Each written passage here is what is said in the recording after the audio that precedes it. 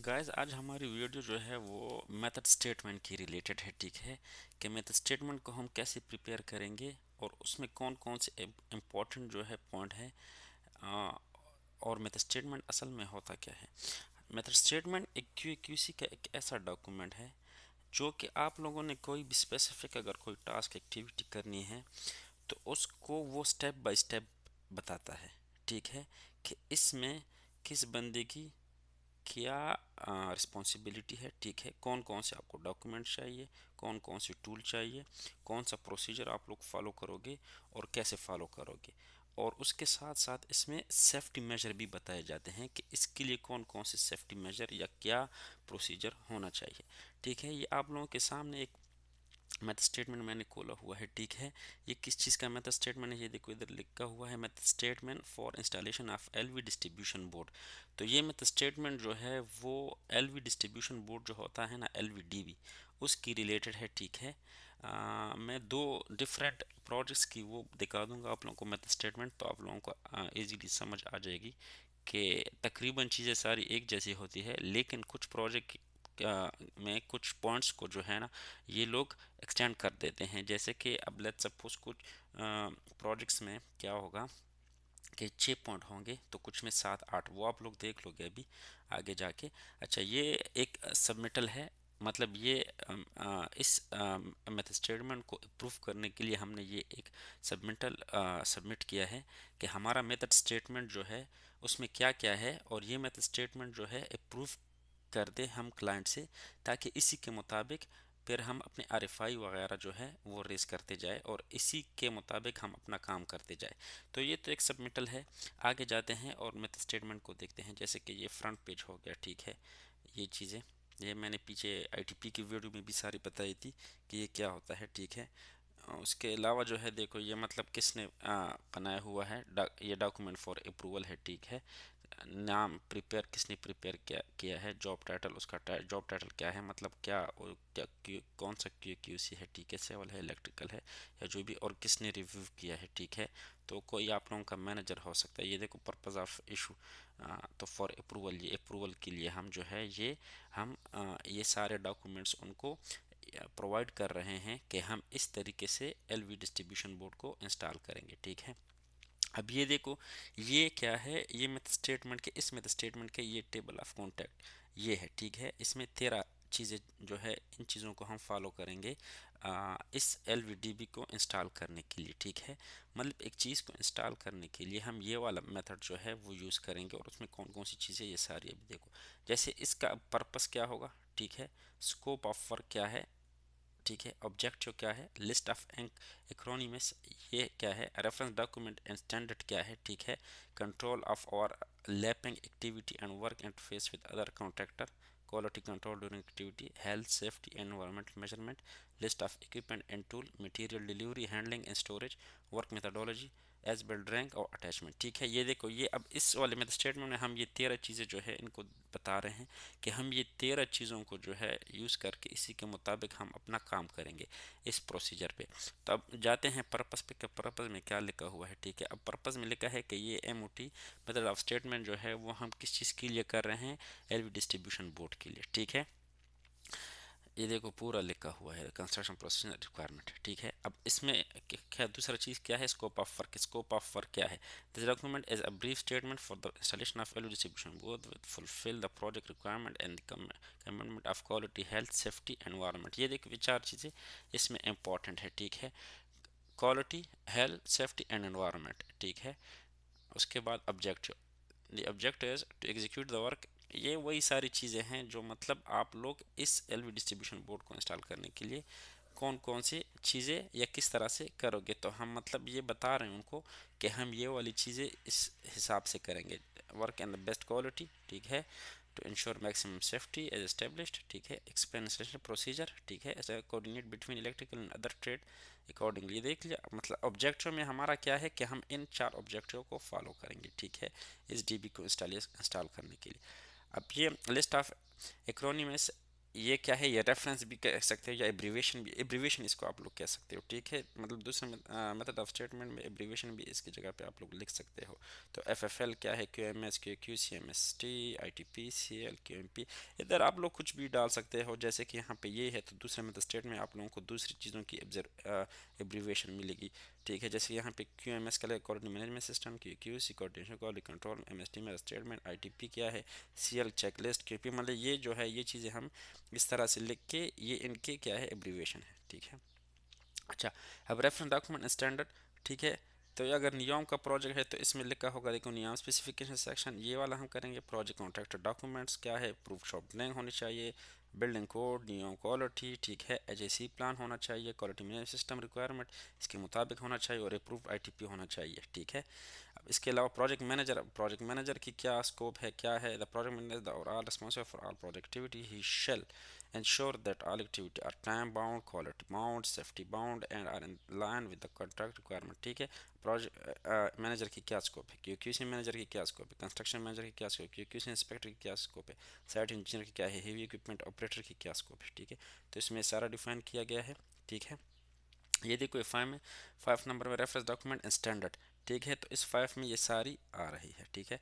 ये देखो 5.7 land surveyor का क्या है, एच ऑफिसर का क्या है, तो ये सारे 5 नंबर में आ रहे हैं, ठीक है। अब 6 नंबर में क्या है, control of overlapping activity and work interface with other contractor. तो ये आप लोगों ने डिफाइन करनी है कि अगर तो दूसरी एक्टिविटी के साथ हमारा ओवरलैपिंग आ रहा है तो हम किस तरह से दूसरे कॉन्ट्रैक्टर के साथ अपना जो है एक टाइम स्केजुअल बराबर करेंगे कि उनकी एक्टिविटी भी डिस्टर्ब ना हो और हमारी एक्टिविटी भी चलती रहे। उसके अलावा ये देखो quality control during activity, quality control का क्या प्रोसीजर होगा, कौन कौन से डॉक्यूमेंट चाहिए होंगे, वो यहाँ पे बयान किया है, ठीक है। और उसके बाद 8 नंबर जो है हेल्थ सेफ्टी एनवायरनमेंट मेजर, तो ये देखो ये उस पर उसको डिफाइन कर रहा है कि कौन कौन से जो रूल्स है या जो भी है वो हम कौन कौन से पीपी वगैरह जो है वो हम फॉलो करेंगे ताकि हम अपना काम सेफली कंप्लीट कर लें, ठीक है। ये देखो ऐसा procurement ensure all our undergone the necessary pre-commencement talk provided by the work supervisor। अब ये आई थिंक कोई सेफ्टी का वो है एब्रीवेशन है, ठीक है। इसी तरह से पीरियोडिक इंस्पेक्शन है, ये सारी चीज़ें जो है उसमें आ रही है। उसके अलावा fire control, contingency plan, emergency procedure, ये सारी जो है उसमें आती है सेफ्टी में, ठीक है। अब उसके अलावा लिस्ट ऑफ इक्विपमेंट, मतलब हमारे पास कौन कौन सी इक्विपमेंट इस प्रोसीजर के लिए या इस डेबिट इंस्टॉलेशन के लिए हम कौन कौन से इक्विपमेंट यूज़ करेंगे, तो वो सारे यहाँ पे दिए हैं, ठीक है। इसी तरह हर एक उसका, अगर आप लोगों ने किसी और चीज़ का मैं दूसरा मेरा स्टेटमेंट दिखाऊंगा तो उसमें दूसरा वो होगा, दूसरे उसका मेथड स्टेटमेंट होगा, तो उसमें ये चीज़ें जो है वो भी चेंज होगी, उसी के काम के मुताबिक होगी, ठीक है। अब उसके अलावा मटेरियल डिलीवरी, हैंडलिंग, स्टोरेज आप लोग कैसे करोगे उसमें ये बयान किया है, ठीक है।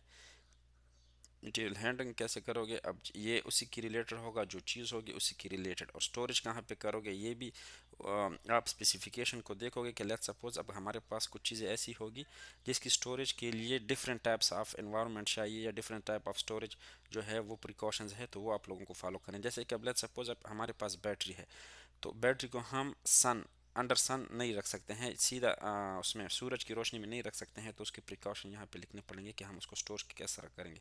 और उसके बाद ये वर्क मेथडोलॉजी है, ठीक है, कि हम क्या क्या करेंगे, कैसे करेंगे, ठीक है। Line level and securely fasting panel board to structure देख लिया। अब ये वर्क मेथडोलॉजी का मतलब है कि हम कौन कौन से पॉइंट करेंगे कि उसके मुताबिक वो जो हमारा डीबी है वो प्रॉपर तरीके से लग जाए। तो उसमें सबसे पहले ये देखो कि ऐलान करेंगे, लेवल वगैरह को बेहतर तरीके से करेंगे। उसके अलावा जो पैनल है उसको अच्छे तरीके से बांधेंगे, ठीक है। तो ये सारी वो है। उसके अलावा कौन कौन से ये बाकी चीज़ें हैं, do not use connecting conduit support panel board, तो ये सारी वर्क मेथडोलॉजी है कि इन चीज़ों को हम जब काम करेंगे तो अपने ध्यान में रखेंगे और इसके मुताबिक करेंगे। ये देखो ये सारा। उसके बाद ये देखो ये फाउंडेशन एंड सपोर्ट, ये 11 ही नंबर का 11 नंबर जो है ये वर्क मेथडोलॉजी का ये 11.1 है। ये 11.2 आ रहा है, 11.3, ठीक है। इंस्टॉलेशन ऑफ डिस्ट्रीब्यूशन बोर्ड कैसे करेंगे, ठीक है, पूरे पॉइंट उसमें लिखने पड़ेंगे। उसके अलावा ये देखो ये सारे, फिर ये 11.4 installation of enclose switches in circuit breaker. अब ये डीबी जब आप लोग इंस्टॉल कर लोगे तो उसके बाद उसमें जो स्विचेस या सर्किट ब्रेकर है कुछ डीबीज में पहले से आए होते हैं, ठीक है। कुछ डीबी जो है, अब ये डीबी जो है इसमें ये स्विचेस और सर्किट ब्रेकर नहीं है, तो इनको आप लोग कैसे इंस्टॉल करोगे उसके लिए हम ये प्रोसीजर फॉलो कर रहे हैं, ठीक है। अब ये सारा हो गया तो उसके बाद उसका हम एज बिल्ड तैयार करेंगे। एज बिल्ड का मतलब है कि जब आप लोग जो काम करते हो, ठीक है, तो उसमें लेट्स सपोज अब साइड पे या जो आप लोगों के पास ड्राइंग है, आईएफसी ड्राइंग, ठीक है, इशू फॉर कंस्ट्रक्शन ड्राइंग, अब उसमें लेट्स सपोज आप लोगों के पास कुछ ऐसी चीज़ें हैं जो आप लोगों ने चेंज कर दी, तो उसके लिए आप लोग क्या बनाओगे, रेड लाइन बनाओगे, मतलब उसी टाइम उसी ड्राइंग पे आप लोग चेंज कर लोगे उन चीज़ों को कि लेट्स सपोज जैसे कट ब्रेकर नंबर ये है, तो ये यहाँ पे लगा है, तो उसको अगर हमने चेंज किया तो उसको हम क्या कर लेंगे, रेड लाइन उसी टाइम बना देंगे, हैंड स्केच, मतलब उसी ड्राइंग पे हम हैंड स्केच हैंड हाथ से बना देंगे, ठीक है, और उसके बाद फाइनल एज बिल्ट हम उसी का तैयार करेंगे, ठीक है।